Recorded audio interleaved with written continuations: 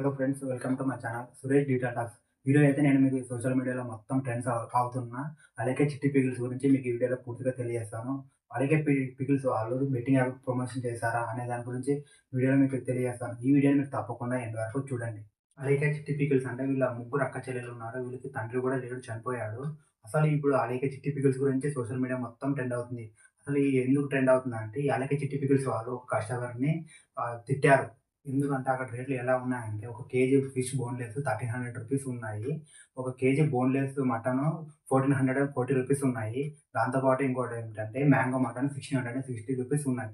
ఆ రేట్లు చూసిన కస్టమరు అలకే చిట్టి పికిల్స్ వాళ్ళని ఎందుకు అంత రేటు ఉన్నాయని వాళ్ళని అడిగాడు.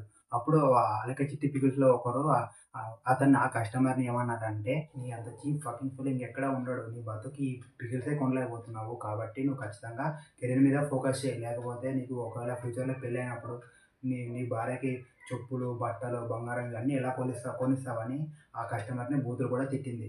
ఆ కస్టమర్‌ని తిట్టిన ఆడియో మీరందరూ అప్పుడే సోషల్ మీడియా వినే ఉంటారు. కానీ ఇప్పుడు అలాగే వాళ్ళు చిట్టి పికిల్స్ ఆ కస్టమర్‌ని ఎవరైతే తిట్టారో ముగ్గురిలో ఆ కస్టమర్‌ని పెళ్లి చేసుకోవాలని ఇప్పుడు సోషల్ మీడియాలో మొత్తం అంతా కామెంట్ చేస్తున్నారు.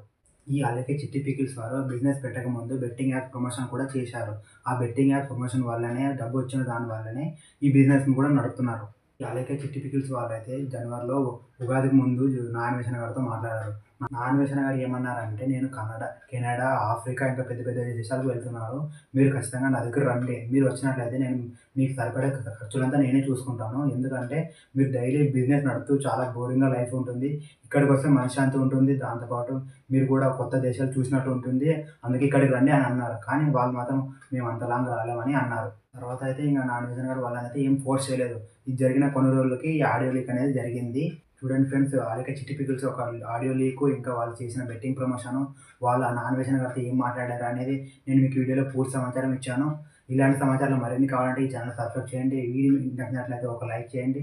మీరు మాకేమైనా తెలియజేయండి. ఒక కామెంట్ చేయండి. దాంతో పాటు పక్కన ఉన్న బెల్ ఐకాన్ క్లిక్ చేయండి.